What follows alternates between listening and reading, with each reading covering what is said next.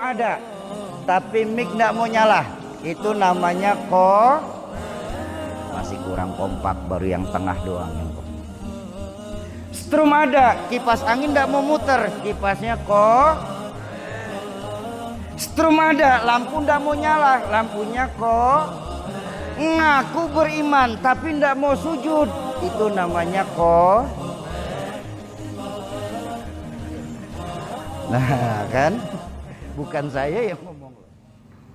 Bapak-bapak dan ibu-ibu jamaah sholat subuh Masjid Darul Bahar, para calon penghuni surganya Allah yang dicintai Allah Subhanahu wa ta'ala.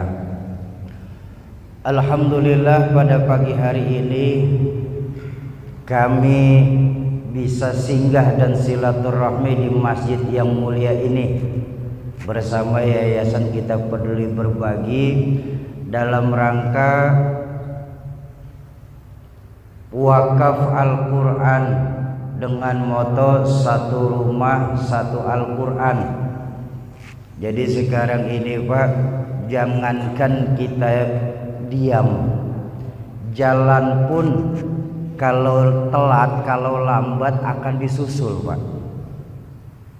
Banyak dari saudara-saudara kita yang di pedalaman-pedalaman itu ingin belajar Al-Quran, ingin membaca Al-Quran, tapi Al-Qurannya tidak lagi lengkap. Atas dasar itulah kami beserta Yayasan dari Kita Peduli Berbagi ini melakukan safari dakwah, berharap Bapak Ibu ini bisa mewakafkan Al-Quran di tempat kami. Gunanya kami akan salurkan buat yang lebih membutuhkan lagi. Bapak-bapak dan ibu-ibu jamaah ma'asyiral muslimin dan muslimat, para calon penghuni surganya Allah yang dicintai Allah Subhanahu wa ta'ala. Sekarang ini banyak orang bisa memberi contoh, tapi sedikit orang yang mampu menjadi contoh. Memberi contoh mudah, tapi menjadi contoh jauh lebih susah. Itulah sebabnya kenapa Allah menyuruh kita di Aceh ini untuk mencontoh baginda Rasulullah Sallallahu Alaihi Wasallam. Beliau sosok yang komplit dan kompleks. Coba tengok baginda Nabi Pak, 13 tahun beliau berdakwah di kota Mekah awal-awal perjuangan hanya untuk menanamkan nilai-nilai keimanan, meninggikan kalimat tauhid la ilaha illallah Muhammadur. 13 tahun Pak beliau berdakwah, dicaci maki, dilempari kotoran onta, sahabat-sahabat pada dibantai. 13 tahun beliau berdakwah hanya untuk menanamkan pondasi dengan harapan di mana-mana kalau pondasi kuat insya Allah bangunan aman. Betul apa betul? Pondasi rapuh bangunan akan runtuh. Pondasi mencong bangunan pun akan miring. Bangunan bagaimana pondasi? Kita orang hidup ini bagaimana imannya? Imannya tidak akan terlihat, pasti layaknya sebuah pondasi.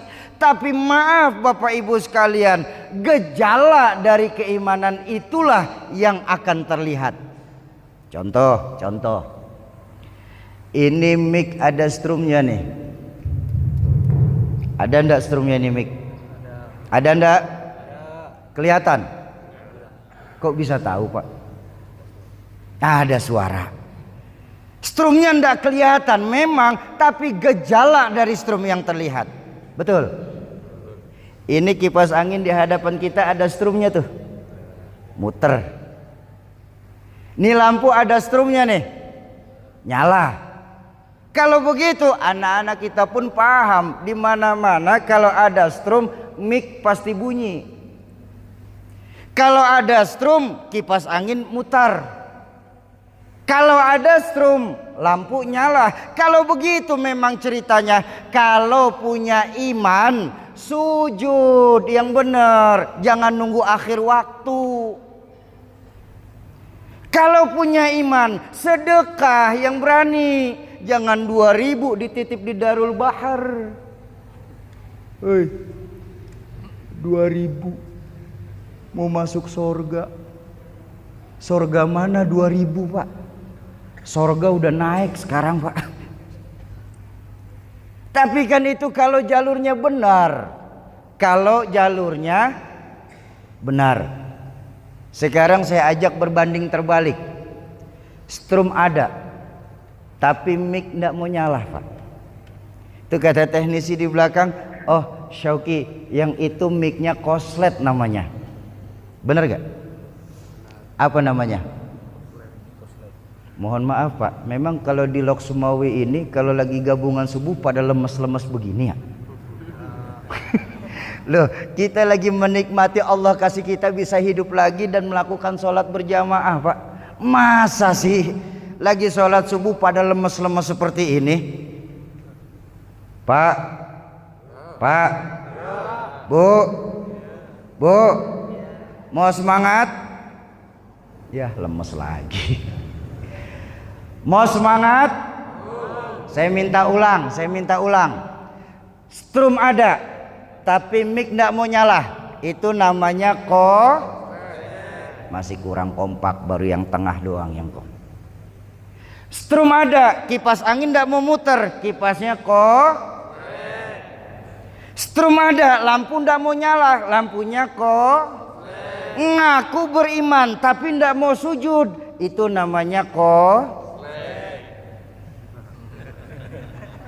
Nah kan, bukan saya yang ngomong loh. Ngaku beriman, rumah dekat masjid bagus, ndak mau menghidupkan sholat berjamaah di masjid, itu namanya Nah udah jelas nih Pak. Maaf, yuk di tempat kita ini Pak, yang koslet kita benerin dulu. Supaya apa? Supaya tempat kita ini jangan sampai kebakaran karena ada yang koslet. Setuju? Lalu apa yang bisa kita contoh dari baginda Nabi Syauki? Pertama dan paling utama, baginda Nabi mengajarkan kembali nilai-nilai keimanan kepada Allah Subhanahu wa ta'ala. Ayo kalau kita mau jujur Bapak Ibu sekalian, ini kan apalagi sekarang ini di musim pandemik ini Pak, kita ini Pak baru ingat lagi sama Allah di saat kita ini lagi punya masalah. Ketika kepala kita terbentur tembok, kita punya masalah, ya Allah, sholat datang ke masjid, sama ulama duduk bareng. Kenapa? Lagi punya masalah.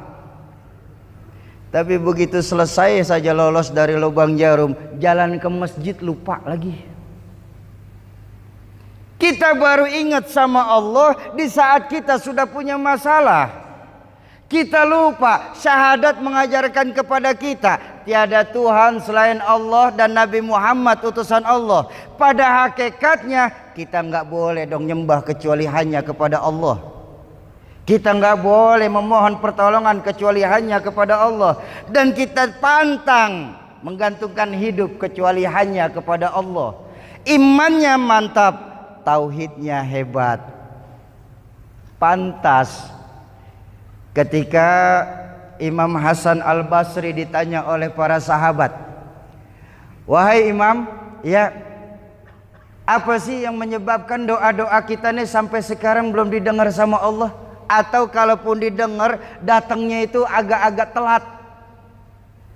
Padahal kalau untuk sholat kami sholat, untuk sedekah ya sekecilnya 2.000 kita titipin di masjid. Sama yatim pun walaupun di bulan Muharram kita ikut santunan yatim. Sama Al-Quran pun walaupun cuma surat Yasin kami baca setiap malam Jumat. Begitu banyak Imam perbuatan baik yang kami lakukan, tapi kenapa sampai sekarang ini doa kami belum didengar sama Allah?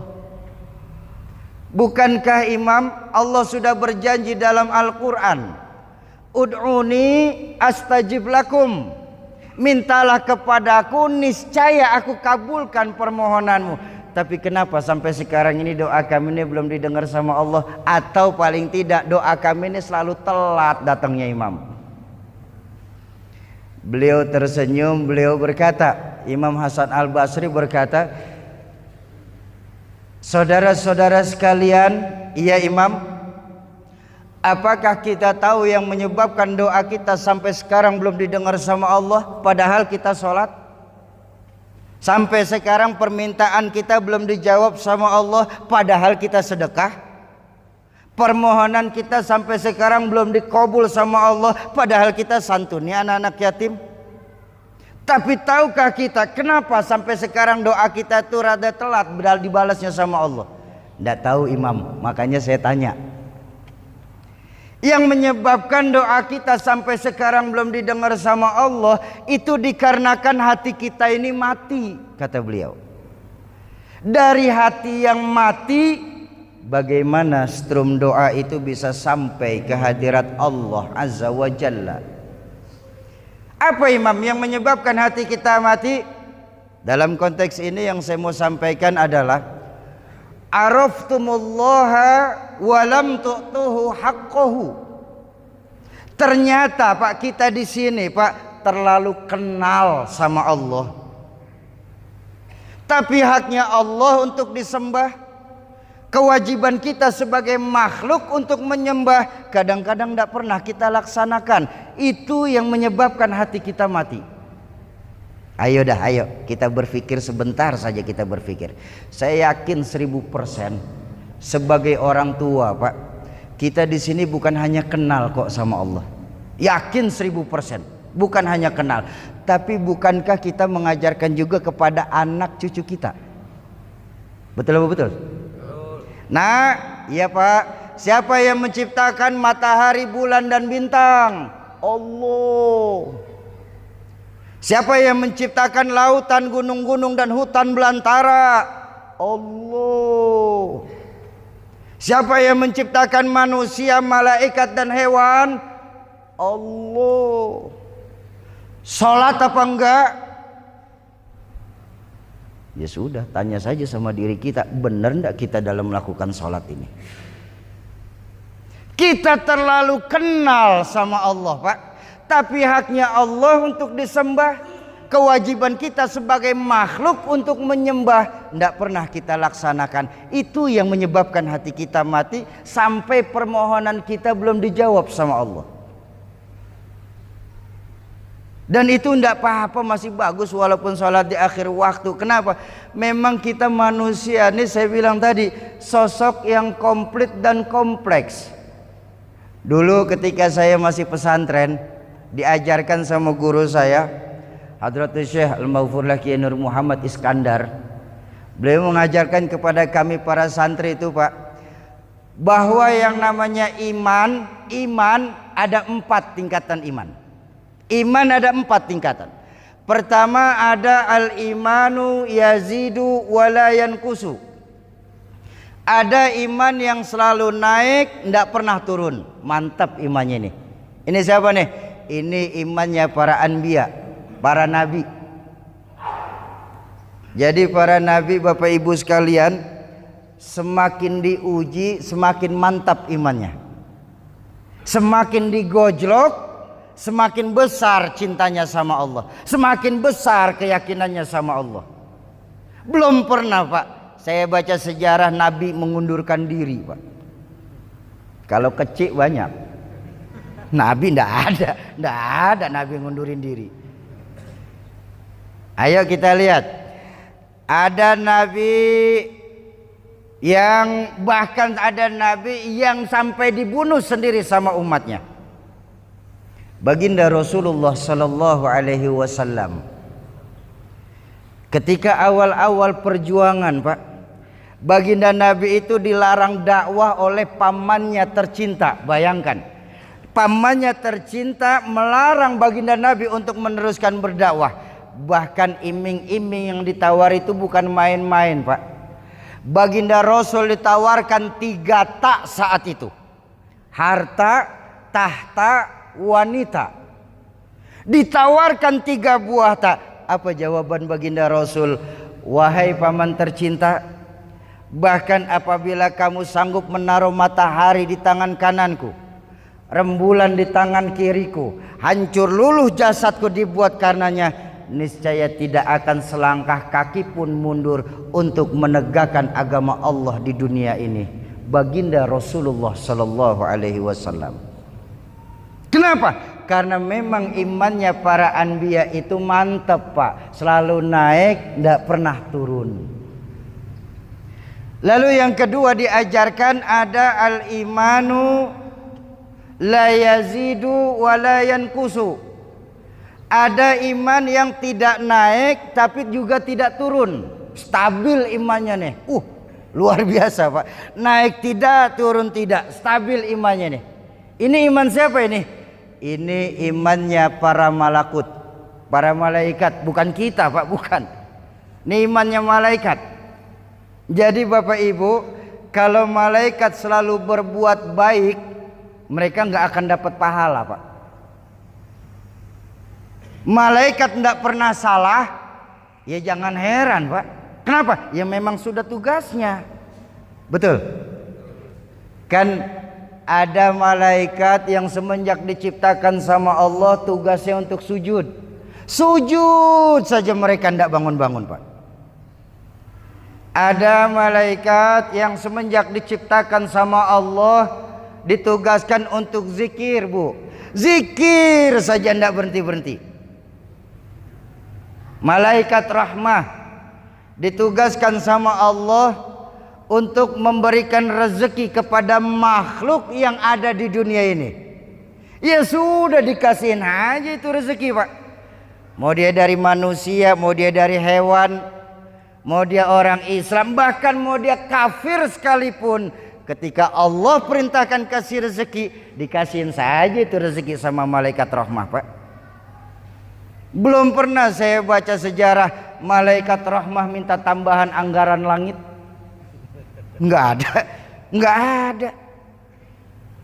Malaikat Israel ditugaskan untuk mencabut ruh makhluk yang ada di dunia ini.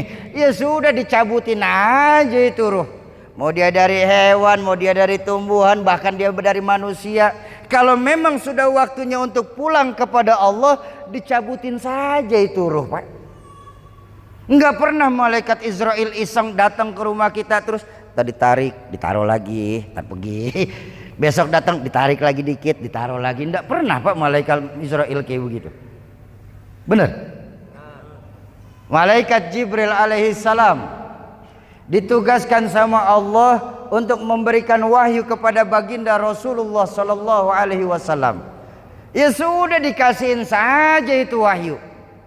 Belum pernah ada sejarahnya malaikat Jibril ngumpetin ayat, Pak, sama Nabi Muhammad. Ini ayat cakep nih, jangan dikasih ke Nabi Muhammad, saya pakai aja sendiri. Enggak. Kok bisa, Sauki? Imannya malaikat stabil. Nah, ini masalahnya. Malaikat imannya bisa stabil, Pak, karena malaikat hanya diberikan akal tapi tidak dikasih nafsu. Jadi kalau malaikat selalu berbuat salah, selalu berbuat baik, mereka nggak dapat pahala. Malaikat tidak pernah salah, jangan heran. Tuh, yang kedua. Yang ketiga ada al-imanu ya la yazidu wa yankusu. Ada iman yang tidak pernah naik, bahkan cenderung selalu turun. Ini iman siapa ini? Ini imannya para hayawan, para hewan. Jadi Bapak Ibu yang saya hormati, kalau hewan berbuat salah, tidak perlulah kita marah-marahin, Pak. Benar saya ini bicara ini, Pak. Kita pulang kerja capek, ngos-ngosan, perut lapar. Nyampe dapur ngelihat ayam tinggal satu-satunya, Pak. Kita ambil nasi dari magic jar, balik ke meja dapur, ayam digondol sama kucing. Jangan pakai dimarah-marahin tuh kucing, Pak. Kenapa? Kucing. Kambing kalau lagi datang laparnya, ndak perlu nyari ketua DKM kita terus bertanya, "Ustaz, ini rumput halal apa haram ya?" Ndak perlu. Kenapa? Ya kambing. Kau bisa kambing cenderung melakukan perbuatan salah, Sauki. Imannya selalu turun hewan itu. Karena hewan, Pak, hanya diberikan nafsu tapi tidak dikasih akal. Jadi kalau hewan selalu berbuat salah, tidak perlulah kita marah-marahin. Ya Bu ya. Bu. Jadi kalau hewan selalu berbuat salah, tidak perlu kita marah-marahin. Setuju? Itu yang ketiga. Yang keempat terakhir diajarkan sama guru saya apa? Ada al-imanu yazidu wa yankusu. Ada iman yang kadang naik, kadang turun. Ini iman siapa ini, Pak? Ini iman kebanyakan orang Lok Sumawe. Kebanyakan kita nih, Pak, imannya, Pak. Ayo jujur. Ini mohon maaf Bapak Ibu, mohon maaf. Iman kita ini, Pak, masih tergantung dengan siapa kita berteman. Tuh iman kita tuh masih tergantung dengan siapa kita berteman, Pak. Kalau kita lagi berteman sama Tengku, saya yakin cakep iman orang sini, Pak. Peci ndak copot-copot, sarung ndak ganti-ganti, sholat, hadir bareng sama Tengku. Kenapa? Lagi deket sama Tengku. Tapi begitu keluar aja, ada temennya lagi pada main judi togel, ikut aja nongkrong.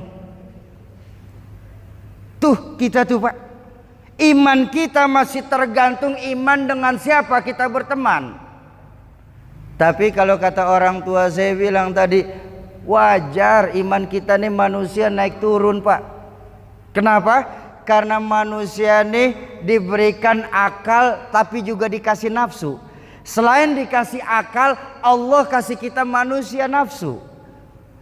Makanya setiap saat tuh, Pak, dalam diri kita pasti setiap saat bertengkar.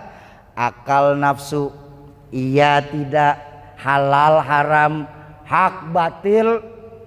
Setiap saat tuh diri kita bertengkar dua hal tersebut. Ketika akal kita di sini lagi menang, Pak, ya Allah, jadilah kita orang Aceh, malaikat yang berpotongkan manusia, Pak. Tapi kalau lagi rendah iman kita, maaf, jauh lebih hina daripada hewan. Loh kok begitu, Sauki? Kita kalau lagi rendahnya iman itu lebih hina dari hewan. Nih saya kasih tahu, Pak. Maaf sebelumnya, maaf. Sebuas-buasnya sapi, Pak. Sapi kita buas, tapi sebuas-buasnya seekor sapi makanannya tetap rumput, Pak. Betul? Kalau kita manusia sudah buas, jangan cuma rumput, bansos ditelan, Pak. Manusia kalau sudah buas. Makanya tahun 2009-2010 ketika orang tua saya terakhir itu di Melabuh, beliau pernah bilang begini, bahwa saya yakin Bapak Ibu juga masih ingat lewat rekaman beliau. Karena iman kita naik turun, kata orang tua saya almarhumlah, maka beliau mengategorikan muslim di Aceh ini ada 3 jenis muslim. Muslim ada 3 kata beliau. Ada muslim beneran, ada muslim musiman, ada muslim musingin. Ada 3 jenis muslim. Muslim beneran, muslim musiman, muslim musingin. Muslim musingin itu muslim yang bikin pusing, Pak. Bedanya di mana, Sauki? Sangat beda, Pak. Muslim beneran, nih yang insya Allah kita hadir di masjid tercinta ini nih. Saya yakin semua yang hadir muslim beneran ini, amin. Kalau muslim musiman bagaimana, Sauki? Ya lihat musimnya, Pak. Waktunya Rabiul Awal ikut maulid, waktunya Muharram ikut santunan yatim, entar Ramadan ikut puasa. Tapi ketika nyepi ikut matiin lampu rumah. Desember Natal ikut pakai topi Santa. Tergantung aja musimnya. Makanya muslim musiman kalau boleh dikategorikan itu ibarat tumbuhan namanya toge. Tahu toge, Pak? Apa di sini toge namanya? Sama ya? Toge itu, Pak, tumbuhan yang dimana saja mau ikut campur urusan, Pak. Bener-bener di ketoprak ada, di mie Aceh ikut, di bakso nyemplung, sampai di gorengan pun nongol toge itu Pak. Makanya yang namanya toge Bapak lihat nggak ada yang lurus Pak, bengkok semua toge. Bener kan? Apa maksud saya? Nah, jangan sampai kita muslim di sini Pak mentalnya seperti toge. Bagaimana muslim mental toge Sauki? Coba tengok sekarang ini. Dengan dalih pluralisme, akhirnya kita sering terjebak pada pluralisme yang dangkal Pak. Membenarkan semua agama. Tuh pluralisme dangkal tuh. Sauki, semua agama itu baik Sauki. Semua agama itu benar Sauki. Jadi tidak perlu kita fanatik terhadap satu agama. Ini bahaya Pak. Ini bahaya. Kok bisa bahaya Sauki? Kalau dibilang semua agama mengajarkan kebaikan, saya setuju Pak. Tapi kalau Bapak bilang semua agama benar, nanti dulu Pak. Semua agama benar, koma, jangan titik. Semua agama benar, koma, bagi pemeluknya masing-masing, baru titik. Kenapa? Saya khawatir Pak, akhir-akhir ini sudah ada Pak Islam yang ke Kristen-Kristenan, Kristen yang ke Buddha-Buddhaan, Buddha yang ke Hindu-Hinduan. Dengan dalih toleransi terjebak pada gerakan yang intoleran. Toleransi itu bukan baca sholawat badar di dalam gereja Pak. Toleransi itu bukan baca Al-Quran di dalam gereja Bu. Kalau memang itulah kita bisa sebut toleransi, jangan salahkan agama-agama lain. Ketika malam Idul Fitri dan Idul Adha, mereka masuk ke masjid kita sendiri, lalu mereka menggunakan speaker sambil teriak haleluya. Apa mau itu yang kita sebut toleransi? Ayo didik anak-anak kita, terutama anak-anak kita Pak, bahwa Allah tidak akan menghapus Islam dari Aceh, pasti Pak. Dari dunia ini pasti. Allah tidak akan menghilangkan Islam dari dunia, pasti Pak. Tapi maaf Bapak Ibu, maaf, tidak ada satupun janji Allah, tidak ada satupun jaminan dari baginda Rasulullah, Islam masih akan ada di Luksomawe tercinta kita ini, kalau generasi-generasi mudanya sudah mulai jadi generasi muda yang musiman. Bapak-bapak dan ibu-ibu, jamaah ma'asyiral muslimin dan muslimat, para calon penghuni surganya Allah yang dicintai Allah Subhanahu wa taala. Itu yang kedua, muslim musiman. Yang ketiga, muslim musingin. Bagaimana muslim musingin? Ngaku Islam, KTP Islam. Sebagai anak mungkin orang tua bisa setiap tahun pergi ke tanah suci. Tapi maaf Bapak Ibu, maaf, ketika kita tahu agama Allah lagi dihina, ketika kita paham baginda Nabi lagi dilecehkan, dan kita pun semua sekarang mengerti bahwa ulama-ulama kita lagi dicari-cari kesalahannya, kita nyaris tidak bisa membela sedikit pun ini muslim musingin atau muslim yang bikin pusing. Mereka punya dalih, Sauki, Islam itu agamanya Allah, tidak perlu dibela, Islam sudah pasti menang. Nabi Muhammad seorang manusia biasa, tidak perlulah sosok Nabi Muhammad kita kultuskan. Ulama tidak ada yang maksum cuma Rasulullah. Nih dalih mereka Pak, para liberalis. Bahwa Islam agama Allah saya setuju. Bahwa Rasulullah seorang manusia biasa, bahkan baginda Nabi diperintahkan dalam Al-Quran, Qul innama ana basyarum mithlukum. Katakan kepada mereka, hai Muhammad, bahwa engkau manusia sama kayak mereka. Rasulullah sendiri diperintahkan. Ulama nggak ada yang maksum. Iya, yang maksum memang Rasulullah. Tapi kan kita ngaji ada sebuah hadis baginda Nabi, al ulama warathatul anbiya. Ulama itu pewarisnya para nabi. Jadi ketika Rasulullah tidak ada di tengah-tengah kita, maka guru-guru kita inilah pengganti Rasulullah. Bukankah sebuah makalah mengajarkan laula murabbi ma araftu rabbi? Kalau saja tidak karena guru-guru kita ini, maka niscaya di Lok Sumawa ini tidak akan kenal siapa Tuhan kita sesungguhnya. Pertanyaan saya, di mana keimanan kita? Yang ketika nanti Pak, di Yaumil Mahsyar, masing-masing kita ini akan dimintakan pertanggungjawabannya di hadapan Allah Qadi Rabbul Jalil, yang saat itu sudah tertera seperti yang termaktub dalam surah Yasin. Al-yawma nakhtimu ala afwahihim wa tukallimuna aydihim wa tashhadu arjuluhum bima kanu. Hari itu mulut terkunci, tangan berbicara, kaki bersaksi atas apa-apa yang sudah kita lakukan di permukaan bumi Allah ini. Di mana keimanan kita sesungguhnya ketika nanti Allah akan memintakan pertanggungjawabannya di hadapan Allah Qadi Rabbul Jalil. Bapak-bapak dan ibu-ibu jamaah ma'asyiral muslimin dan muslimat, para calon penghuni surganya Allah yang dicintai Allah Subhanahu wa taala. Makanya saya selalu bilang, hidup ini akan sia-sia kalau kita tidak sadar tentang dua hal.